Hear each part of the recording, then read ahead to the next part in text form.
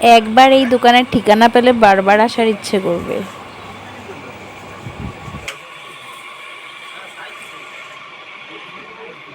Good morning বন্ধুরা, তো কুয়েলিস ব্লগে আবার আপনাদের স্বাগতম। তো সকালবেলা ঘুম থেকে উঠি, তাড়াতাড়ি করে ঝাড়ু দেওয়া আর ঘর মোছাটা আমার হয়ে গেছে। আর আজকের ব্লগটা এখান থেকেই শুরু করছি। চা একদিকে বসিয়ে দিয়েছি আর একদিকে রাতের সব বাসনগুলো মেজে নিচ্ছি, কারণ কালকে রাত্রে আমার মাজা হয়নি। অনেকটা প্রচণ্ড মাথা ব্যথা করছিল, তো সেই জন্য আর কালকে আমার হাজব্যান্ড বলল আর বাদ দাও, সকালে উঠে করবে। তো সেই জন্য আজকে একটু তাড়াতাড়ি উঠে পড়েছি। এখন বাজে 7টা।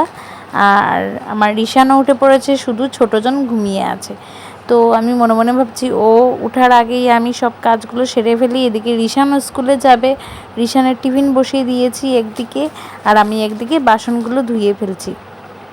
আজকে যেহেতু মঙ্গলবার, তো আজকে ভেবেছি তাড়াতাড়ি করে মোটামুটি একটা কাজ শেষ করে চান করেই চলে যাব হনুমানের মন্দিরে, তারপরে যাব শ্মশানকালীতে একটু প্রদীপ জ্বালাবো। অনেক দিন থেকেই জানেন শ্মশানকালী মন্দিরে গিয়ে প্রদীপ জ্বালানো হয় না। যখন আমি সুভাষনগর থাকতাম তখন প্রায় দিন মঙ্গলবার করে গিয়েই আমি প্রদীপ জ্বালাতাম।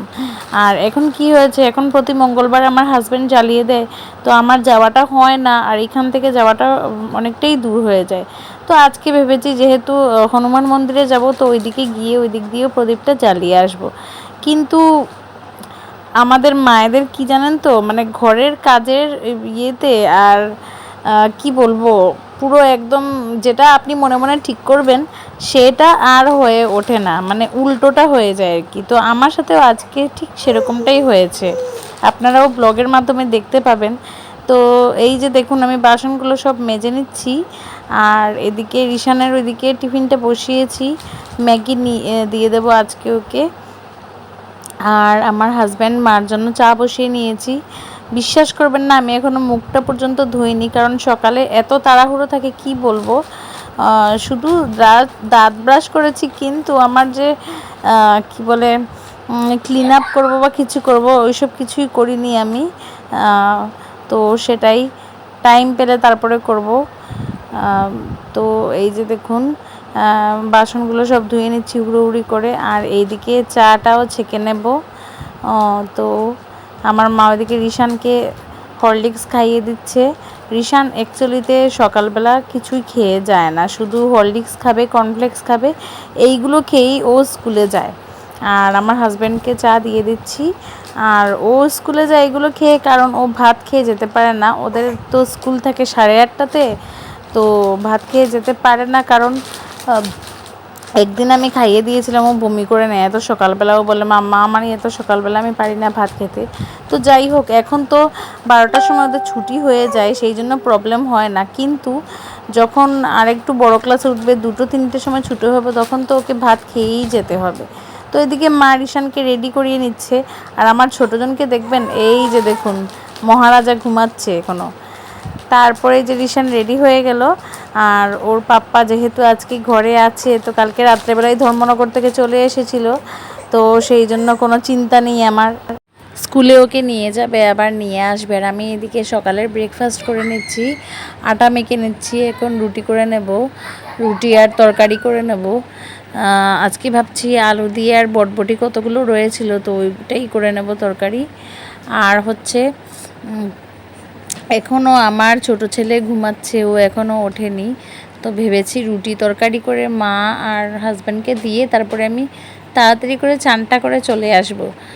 চলে আসতে আসতে যদি ও উঠে পড়ে তাহলে উঠে পড়লো, তো সেটাই। আর হচ্ছে একজন আমার অনেকেই জিজ্ঞেস করেছিল যে এই যে আমার রান্নাঘরের এই জায়গাটা, রান্নার এই জায়গাটা এরকম অবস্থা কেন।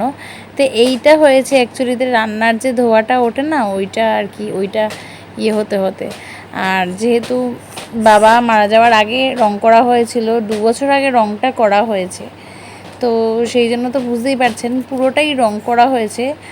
আর নিচে এই যে যেখানে গ্যাসটা বসানো আছে ওখানেও রং করা হয়েছে। তো তখন অ্যাকচুয়ালি গোটা ঘর রং করা হয়েছে, তো সেই হেতু আর টাইলস বসানোর জন্য আর সেরকম হয়ে ওঠেনি। তো আমরা অনেক দিন থেকেই ভাবছি টাইলস বসাবো, আর হয়ে উঠছে না, কারণ এখন মাঝখানে আমি প্রেগনেন্ট হয়ে গেলাম, তারপরে আমার বেবি হয়ে গেল, তো এইগুলো মধ্যে দিয়ে আর কি যাচ্ছে। তো যাই হোক, হবে একদিন। তো সব কিছু ঠিক হলে এমনিতেই হবে। সব কিছুর তো একটা বাচ্চা, তারপরে অনেক কিছু খরচ তো আছে, যারা সংসার করে অবশ্যই বুঝবে। তো সেই জন্য এই ওয়ালটার এই অবস্থা। কিন্তু আমার অ্যাকচুয়ালিতে ক্যামেরাতে দেখতে আমার নিজেরই কেমন লাগে, বেসিনের জায়গাটাও কেমন হয়ে গেছে। তো যাই হোক, আমার যেটা আছে আমি আমার রিয়েলিটিটাই সবাইকে দেখাবো, আমি এক্সট্রা কিছু দেখাবো না। আর আজকে দেখুন এক গামলা কাপড় জমেছে, যেহেতু গতকাল আমি কাপড় ধুইনি। হাজব্যান্ড মশাইকে খাবার দিয়ে দিয়েছি, মাকেও দিয়ে দিচ্ছি, আমি পরে খাবো। আর এই যে মহারাজ উঠে পড়েছে, তো মাকে বলেছে তুমি খেয়ে নিয়ে তারপরে ইয়ে করো। আর ঈশানকে ওর বাবা তারপর স্কুল থেকে দিয়ে গেল, আর ও চলে যাবে ডিউটিতে। আর তো রিশান চান করে এখন রুটি তরকারি খেয়ে নিচ্ছে, আর আমারও চান টান শেষ। ভেবেছিলাম রিশান আসার আগেই তাড়াতাড়ি করে চান করে চলে যাব মন্দিরে, কিন্তু তো বুঝতেই পারছেন ভাবনা যেটা থাকে সেটার সব কিছু উল্টো হয়। আর এই যে দেখুন কাপড় দেখুন, সত্যি আপনি যা মনে মনে ভাববেন তা কখনোই হবে না, ভাববেন এক, হবে আরেক। ভেবেছিলাম সকাল সকাল যাব হনুমান মন্দিরে আর শ্মশানকালীতে একটু প্রদীপ জ্বালাবো, অনেকদিন থেকে যাইনি, কিন্তু সেটা আমার দ্বারা আর হয়ে ওঠেনি। যাব ঠিক করেছি মানে যাব, কিন্তু যে টাইমটায় যাব সেই টাইমটা তো আর যাওয়া হয়নি, তার জন্য বিকেলেই যাব, কিছু করার নেই। দেখতেই তো পাচ্ছেন মানে কাজ শেষ হওয়ার নামই নিচ্ছে না, তার মধ্যে এই বাচ্চা, তার মধ্যে অসুস্থ মা। তো দুই ভাইয়ে খেলা করছে, দুজনেরই এখন পুরো পেট ঠান্ডা হয়ে আছে। আর আমি এদিকে এই ফাঁকে আমি রান্নাটা বসিয়ে দেবো। রিশানকে বলেছি যে ওর পাশে বসে ওকে দেখ, ভাইকে দেখ, আর আমি রান্নাটা কমপ্লিট করি। যাওয়া যখন হয়নি তাহলে আর বিকেলেই যাব। আর এদিকে মাছ ভাজা করেছি, ভাত আর ডালটা আগেই করে নিয়েছিলাম। এই যে এটা হচ্ছে মাছের মাথা দিয়ে আজকে বেগুন আর টমেটো দিয়ে করব। এই তরকারিটা আমার হাজব্যান্ডও খুব বেশি ভালোবাসে, আর আমার মাও। শুধুমাত্র মেথি ফোড়ন দিয়েই বেগুনটা আর টমেটোটাকে দিয়ে দেব, তারপরে যা যা হলুদ, নুন, তারপরে জিরে গুঁড়ো, যা যা মশলা আছে সবগুলো ভালো করে মিক্সড করে নেব। নিয়ে তারপরে এতে কোনো পেঁয়াজের বা রসুনের কোনো কিছু না, কোনো কিছু দেব না। এটা হবে মাছের মাথা দিয়ে। তারপরে মাছের মাথা দিয়ে ভেঙে ভেঙে ভালো, জল টল কিছু দেওয়া হবে না এতে, একটু জল দিতে পারেন ভালো করে সবজিগুলো নরম হওয়ার জন্য। আর এদিকে আমি বসিয়ে দিলাম রিশানের জন্য ডিম পোচ। তো এদিকে ভাতটা খেয়ে নিচ্ছে, আর আমিও বসে গেছি। আমি যেহেতু হনুমানের মন্দিরে যাব, আমি মঙ্গলবার করে প্রায় নিরামিষ খাই। আর যে দেখুন বসে গেছি, আর এই যে দেখুন আমার ঘরের অবস্থা, বলুন কাজ কখন শেষ হবে। আমার হাজব্যান্ড এদিকে এই রুমটাকে কি বানিয়ে গেছে দেখুন, আর ওই রুমে বিছানাটার এই অবস্থা। আর এদিকে হাজব্যান্ডও এসে গেছে, রিয়েল ফ্রুট জুস নিয়ে এসছে, আর চিড়ের কি একটা প্যাকেট নিয়ে এসছে হালদিরামের, চিড়ে ভাজার। তো তারপরে দেখুন এগুলো সব ঠিক করে নিলাম। তারপরে সন্ধ্যের সময় ঝাড়ুটাও দিয়ে দেবো, দিয়ে তারপরে সন্ধেবাতি দিয়ে তারপরে ভেবেছি বেরিয়ে যাব, না হলে আর বেরোনো হবে না। দেখবেন হয়তো আর একটা অসুবিধা চলে আসলো। তো এখন আজকে সারাদিন বেবি এতটা ঘুমায়নি, যেহেতু সকালে ঘুম থেকে দেরিতে উঠেছে, এখন ও ঘুমাবে। আর ওর বাবা দেখুন ওকে চারিদিক দিয়ে বালিশ দিয়ে বসিয়ে দিয়েছে।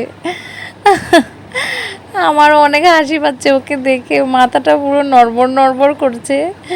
মাও এসে এদিকে দেখছে আর হাসছে শুধু। আর তারপরে মার কাছে ওকে দিয়ে এই যে আমরা রেডি ফেডি হয়ে বেরিয়ে গেলাম। শ্মশান মন্দিরে তো আর যাওয়া হবে না, যেহেতু অনেকটাই দেরি হয়ে গেছে, 7টার ওপরে বেজে গেছে। হনুমানের মন্দিরে চলে আসলাম। এখানে প্রদীপ জ্বালিয়ে ভাবছি আমি একটা দোকানে যাব, তো ওই দোকানের ঠিকানাটা আপনাদের অবশ্যই বলবো। আর দোকানের ভিডিওটা আজকে পুরোটা করিনি, বা করব ইচ্ছে করেই করিনি, কারণ আরেকদিন ওই দোকানের ভিডিওটা ভালো করে করে আপনাদেরকে দেখাবো। তো যাই হোক, হনুমানকে প্রদীপ দেখিয়ে তারপরে একটু সময় সব ঠাকুরকে প্রণাম করে, সব ঠাকুরকে প্রদীপ দেখিয়ে হনুমান মন্ত্র জপ করে তারপরে আবার আমি আর রিশান চলে গেলাম। আর হচ্ছে রিশানের পাপ্পা আগেই চলে গেছে, আমাদেরকে মন্দিরের সামনে নামিয়ে ও ডিউটিতে চলে গেছে। প্রায় প্রত্যেক মঙ্গলবার করেই আসি আমি, ভালো লাগে। আগে আসতাম না, কিন্তু এখন আসি, যখনই সময় পাই চলে আসে। যদি বেশি কোনো কাজ থাকে তাহলে তো আসতে পারি না। আর এই যে দেখুন ফাটক বাজারের এই যে গলিটা আছে, মানে নাহাটা টেক্সটাইল পার হয়েই হাতের ডান দিকে এই গলিটা, শুধু চারিদিকে দেখবেন দুই দিকেই জুতোর দোকান, আর একটু ভিতরে গেলে এই দোকান। আর হাতের ডান দিকেই উমর টেক্সটাইল বলে এই দোকানটার নাম, মানে যারা জানে তারা তো সবসময় এখান থেকেই নেয়। আর এই যে গলিটা, উপর দিক দিয়ে সিঁড়ি দিয়ে যেতে হয়। এমন কোনো জিনিস নেই বন্ধুরা যে আপনারা এখান থেকে পাবেন না। আমি তো আমার বেবির বিশেষ করে বেশিরভাগ কাপড় এইখান থেকেই নেই। মানে এইটা আর কি রিটেইলেও আছে আর হোলসেলেও আছে। যারা মানে বিজনেস করতে চাইছেন তারা অবশ্যই এই দোকানটাতে ভিজিট করবেন একবার, তাহলে বুঝতে পারবেন। আমি আরেকদিন দোকানটার বিষয়ে বলবো। তো আজকের জন্য এতটুকুই, টাটা সবাই।